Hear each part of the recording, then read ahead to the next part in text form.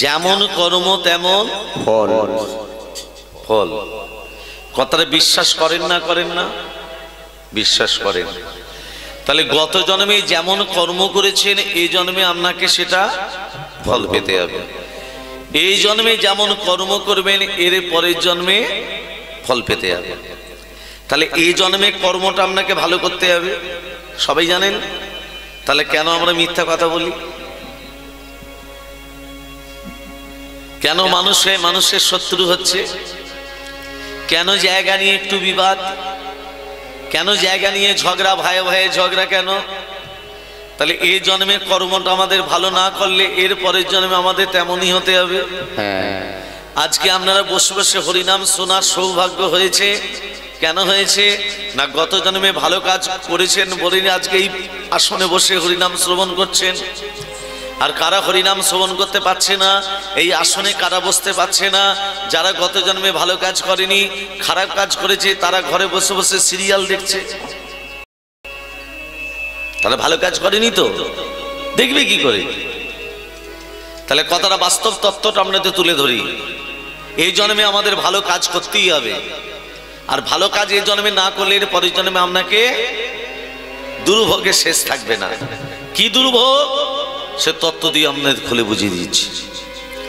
এক বিপ্র মানে এক ব্রাহ্মণ কাশীধাম থেকে অনেক বিদ্যা অর্জন করেছে, অনেক বিদ্যা। মনে মনে ভাবছে এত বিদ্যা অর্জন করলাম তো আমি এই কাশীধামে আর থাকবো না, আমি নিজের গ্রামে ফিরে যাব। ব্রাহ্মণ কি করলো? কাশীধাম থেকে নিজের গ্রামে যখন ফিরে এলো, গ্রামের রাজা ব্রাহ্মণকে সসম্মানে নিমন্ত্রণ করলো। ব্রাহ্মণ, তুমি এত বিদ্যমান, তোমার এত বিদ্যা তোমার শরীরের ভিতর, আমি তোমাকে নিমন্ত্রণ করলাম। ব্রাহ্মণ নিমন্ত্রণ রক্ষা করার জন্য রাজার কাছে গেল। রাজা ব্রাহ্মণকে দেখে বলছে, ব্রাহ্মণ তুমি এত বিদ্যমান, তোমার শরীরে এত বিদ্যা, এত বিদ্যায় পারদর্শী, আমার রাজপুরোহিত হিসাবে তুমি নিয়োগ হয়ে যাবে। রাজপুরোহিত। রাধে রাধে। এটা বেশ দিয়ে দাও, তারা চিজ করবে। জয় রাধে। আরেকটু বারো। জয় রাধেশ্যাম। তা তোমার এত বিদ্যা অর্জন তুমি করেছো, তুমি রাজপুরোহিত হিসাবে নিয়োগ হয়ে যাও। বেশ রাজামশাই, আমি রাজপুরোহিত হিসাবে আপনার এখানে আমি থাকতে চাই না। কেন না? আমি কারো ভৃত্য হয়ে থাকতে চাই না, আমি কারো রাজকর্মচারী হয়ে থাকতে চাই না। আপনি যদি মনে করেন আমাকে একটা মন্দির তৈরি করে দিন, ওই মন্দিরে আমি রাধা মাধবকে বসাবো, রাধা মাধবের সেবা দেব, আর বাড়ি বাড়ি ভিক্ষা করে যা কিছু পাবো রাধা মাধবের সেবা দিয়ে সেই প্রসাদ আমি পাবো।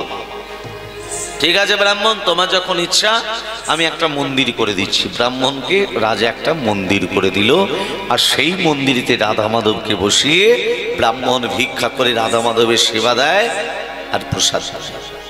ভক্তমণ্ডলী মায়েরা, ব্রাহ্মণ প্রতিদিন ভিক্ষা করে রাধা মাধবের সেবা দেয়, প্রসাদ পায়। দেখতে দেখতে দেখতে দেখতে দেখতে দেখতে ব্রাহ্মণ বৃদ্ধ হয়ে গেল, বুড়ো হয়ে গেল। এদিকে রাজার ছেলে বড় হয়েছে, রাজকুমার, রাজকুমারের বিয়ে দিতে হবে। রাজা কি করলো? শুভ দিন দেখে, শুভক্ষণ দেখে রাজকুমারের বিয়ে দিয়ে দিল। ঘরে রাজনন্দিনী এলো। রাত্রেবেলা ফুলশয্যে, রাত্রিতে দুজনে ঘুমোচ্ছে, রাজকুমারও ঘুমাচ্ছে, রাজনন্দিনী ঘুমাচ্ছে। কিন্তু রাজনন্দিনী ঘুমাচ্ছে না। কেন ঘুমাচ্ছে না? রাজকুমার ঘুমাচ্ছে, রাজনন্দিনী চোখে ঘুম নেই। কেন ঘুম নেই মা? নতুন জায়গা, নতুন ঘর, নতুন বর, হ্যাঁ ঘুম আসবে? পাঁচালি করতে করতে করতে করতে খাটের তলা থেকে দেখতে পেল একটা জ্যোতি বেরিয়ে আসে। কিসের জ্যোতি? টানতে টানতে বার করে দেখলো একটা বিশাল বড় তরবারি। রাজনন্দিনী তরবারিটা হাতে করে দেখতে দেখতে, ভারী তরবারি তোমার, হাতে করে দেখতে দেখতে হাত থেকে যেই পড়ে গেল তো গেল একেবারে রাজকুমারের গলায়। যেই গলায় পড়লো বাবার সঙ্গে সঙ্গে দুটো খণ্ড, রাজকুমার সঙ্গে সঙ্গে মারা গেল। রাজনন্দিনী মনে মনে ভাবছে সকালে যখন হবে, রাজা যখন জানতে পারবে আমারও গদ্দান নেবে। একমাত্র ছেলে বলে কথা। ভোর হয়ে আসছে,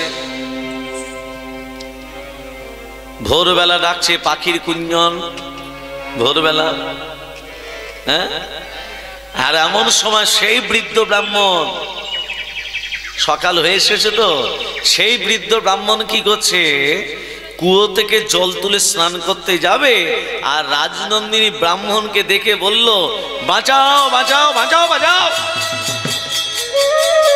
রাজ ভিতরে এসে বলছে, রাজনন্দিনী কি হলো? না, আমার স্বামীকে ওই বুড়ো মানুষটা হত্যা করে চলে গেল। ব্রাহ্মণের হাতে বাঁধা হলো, রাজার কাছে নিয়ে আসা হলো। রাজামশাই, আপনার একমাত্র ছেলেকে হত্যা করেছে এই ব্রাহ্মণ। ভক্তমণ্ডলী মায়েরা, এই কলিযুগে এটা ঘটছে দেখবেন। আপনি কোন দোষের দোষী নয়, আপনাকে দোষ পেতে হবে। আপনি কোন দোষের দোষী নয়, আপনাকে জেল খেটে মরে যেতে হবে। আপনি কোন অপরাধের অপরাধী নন, আপনাকে অপরাধী সাব্যস্ত করা হবে। এটা কলিযুগের ধর্ম। ব্রাহ্মণকে ডেকে বলছে, ব্রাহ্মণ, তুমি আমার একমাত্র ছেলেকে হত্যা করেছো? রাজা বলছে, আমার ছেলেকে হত্যা করেছো? না রাজামশাই, আমি প্রতিদিন কুয়ো থেকে জল তুলে স্নান করছিলাম, রাজনন্দিনী আমাকে দেখে বাঁচাও বাঁচাও বলল, আর আপনার যারা আমাকে ধরে নিয়ে এসে হাতে বেঁধে আপনার কাছে নিয়ে এলো। আমি আপনার একমাত্র ছেলেকে হত্যা করতে যাব কেন? আর আপনার ছেলেকে আমি ছোটবেলা থেকে দেখছি, আপনার ছেলেকে আমি ছোটবেলা থেকে দেখছি, কেন আমি আপনার ছেলেকে কেন মারতে যাব? আর মেরেই আমার কি লাভ? আমি আপনার ছেলেকে হত্যা করি নাই। এক কাজ করো। রাজনন্দিনী বলছে, রাজামশাই, আমি স্বামী হত্যার প্রতিশোধ চাই। কি করবে বাবা? এক কাজ করো, যে হাতে আমার ছেলেকে হত্যা করেছে ওই ব্রাহ্মণের হাত দুটো কেটে দাও। দেখুন কে হত্যা করলো আর সেই ঘাড়ে কার চাপলো। ব্রাহ্মণে কেঁদে কেঁদে রাধা মাধবকে বলছে, রাধা মাধব, প্রতিদিন ভিক্ষা না করে তোমাকে সেবা দিই না, আর সেবা না দিয়ে আমি কোনোদিন প্রসাদ পাই না, তাহলে তোমাকে পুজো করার ফল কি এই? তোমাকে যারা ডাকে তাদের ফল কি এই? তোমাকে যারা ভক্তি শ্রদ্ধা করে তাদেরকে এইভাবে শাস্তি দাও? বলো ঠাকুর, এটাই তোমার কি বিচার? আমি তোমাকে জল ফুল না দিয়ে জলস্পর্শ করি না, কার জন্য তুমি আমাকে ফল দিলে? কোন অপরাধে? এই কি রে বিচার দেব, এই কি রে বিচার,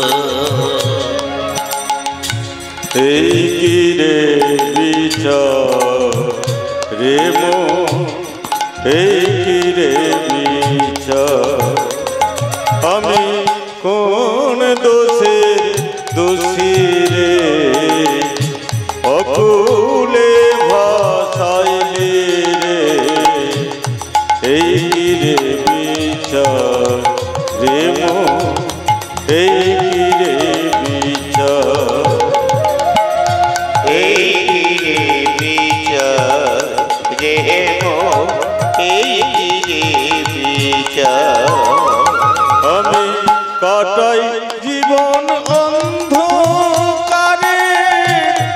আলোর দিশা নাই,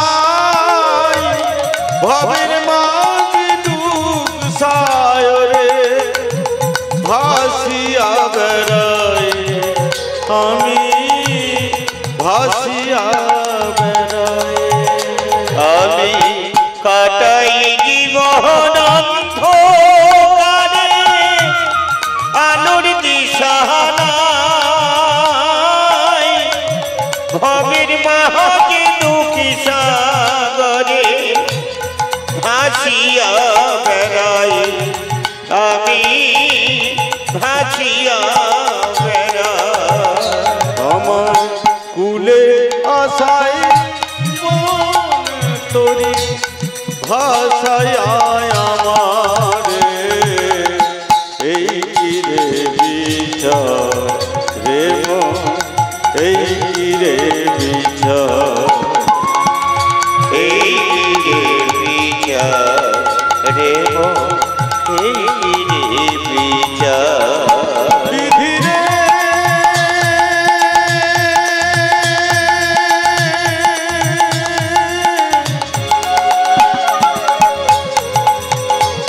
বিধি রে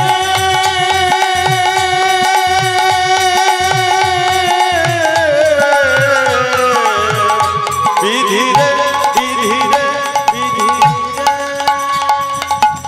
ভক্তমণ্ডলী ভক্তিমতী মা ব্রাহ্মণ কি করেছে, কাঁদতে কাঁদতে মনে মনে ভাবলো আমি আর এই গ্রামে থাকবো না, এই গ্রামে আমি আর থাকবো না। যে গ্রামে থেকে আমার হাত দুটো কাটা হলো এই গ্রামে থাকবো না। চলে গেল কাশীধামে। কাশীধামে গিয়ে দেখতে পেল বা জানতে পারলো একজন ত্রিকালদর্শী এসেছে। ত্রিকালদর্শী মানে বাবা যিনি ভূত ভবিষ্যৎ বর্তমান বলতে পারে। আমি ত্রিকালদর্শীর কাছে জিজ্ঞাসা করব, জ্যোতিষীর কাছে জিজ্ঞাসা করব যে আমার হাত দুটো কাটা হলো কেন। যেই ঘরে গেছে, ত্রিকালদর্শীর ঘরে গেছে, আমার জ্যোতিষীর ঘরে গেছে, জ্যোতিষীর বউ ব্রাহ্মণকে দেখে বলছে, কে আসুন, ওখানে বসুন, আমার স্বামী এক্ষুনি আসবে, আপনি ওখানে বসুন। আচ্ছা মা, ঠিক আছে আমি বসছি। ব্রাহ্মণ বসে আছে, আর এমন সময় ত্রিকালদর্শী ঘরের ভেতর প্রবেশ করছে, মানে জ্যোতিষী। যেই প্রবেশ করেছে স্বামীকে দেখে স্ত্রী বলল, এলেন, এক্ষুনি হাত দেখতে বসবেন, সবার গণনা করতে বসবেন। নিজের বইয়ের দিকটা একবার তাকিয়ে দেখতে মন যায় না? ঘরে চাল নেই, নুন নেই, তেল নেই, আটা নেই, ময়দা নেই, মরিচ মশলা নেই। হ্যাঁ, কি কুক্ষানে তোমাকে আমি বিয়ে করেছি, জ্বালায় জ্বলে মরে গেলাম, এমন স্বামীকে বিয়ে করে নানান কথা শুনিয়ে দিল মা। ব্রাহ্মণ মনে মনে ভাবছে, সব থেকে বেশি দুঃখী আমি ভেবেছিলাম, আমার থেকে বেশি দুঃখী হচ্ছে এই জ্যোতিষী। ঘরে ঢোকানো মাত্রই যেভাবে বউ কথা শুনিয়ে দিল। কি গো,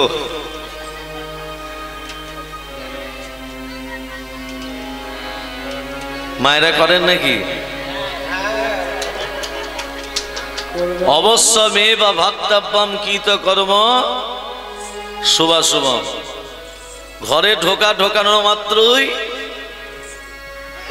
যেভাবে কথা শুনিয়ে দিল, না ছি ছি ছি ছি, ঢুকতে না ঢুকতে একবারে ঠক্কর। হ্যাঁ ব্রাহ্মণ এদিকে শোনো। ব্রাহ্মণ হাত জোড়ে করে বলছে, জ্যোতিষী আমি আপনার কাছে এসেছিলাম আমার হাত দুটো কাটা হলো কেন জানতে, কিন্তু আমি এসে ভুল করেছি। কেন ভুল করেছো ব্রাহ্মণ? না, আমি এখানে এসে দেখলাম যেভাবে আপনার স্ত্রী আপনাকে ঢুকতে না ঢুকতেই আপনাকে যেভাবে কথা শুনিয়ে দিল, আমি ভুল করেছি। ব্রাহ্মণ, আমার স্ত্রী এইভাবে আমাকে কথা শোনালো বলে তুমি আমাকে বলছো, বেশ তাহলে তোমাকে উত্তরটা দিই।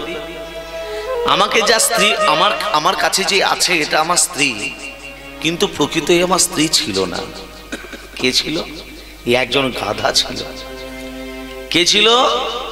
গাধা। এই আমার স্ত্রী নয়, গত জন্মে ছিল গাধা। আর আমি ব্রাহ্মণ ছিলাম না, আমি ছিলাম একটা বায়স পাখি, মানে কাক। বাস্তব তত্ত্বটা দেখুন, তাহলে আপনাদের পথটা সঠিক হয়ে যাবে। এই জন্মে কর্মটা অন্তত ভালো করবেন, সেই জন্যই তত্ত্বটা খুলে বলছি। আমার স্ত্রী ছিল গাধা, আমি গত জন্মে ছিলাম কাক। গাধা পরিশ্রম করে করে গাধার পিঠে একটা ঘা হয়ে গেছিল, গাছের তলায় এসে বিশ্রাম করত। আর আমি তো কাক, গাছ থেকে ওই ঘাটার দিকে লক্ষ্য রাখতাম। কাকের দৃষ্টিকোণ দিকে, পচা নর্দমার দিকে, ওই ঘায়ের দিকে আমার লক্ষ্য। ওই গাধার পিঠে বসে ঘাটাকে আমি ঠক্কর দিতাম। আমি যত ঠক্কর দিতাম গাধা তত কষ্ট পেত, আর গাধা যত কষ্ট পেত আমি তত আনন্দ পেতাম। আর গাধা কষ্ট পেত বলে ভগবানকে ডাকতো, মুখে কিন্তু বলতে পারতো না। গাধা মুখে বলতে পারে? বলতে পারতো না। ভগবানকে ডাকতো, এইভাবে প্রতিদিন ঠক্কর দিতে দিতে দিতে দিতে দিতে দিতে ঘাট অনেক বড় হয়ে গেছে। আমি তো কাক, আমি খুব মজা পেতাম। একদিন ঠক্কর দিতে দিতে আমার ঠোঁটটা গাধার এমন হাড়ে ঢুকে গেছে, ঠোঁটটাকে আর বার করতে পারিনি। গাধা কষ্ট যন্ত্রণা সহ্য করতে না পেরে নদীতে ঝাঁপ দিয়ে প্রাণ ত্যাগ করতে গেল। আমি তো জল দেখলে উড়ে পড়বো, কিন্তু বাবা উড়বো কি করে? আমার ঠোঁটটা যে গাধার হাড়ে ঢুকে গেছে, আমি তার উঠতে পারি নাই।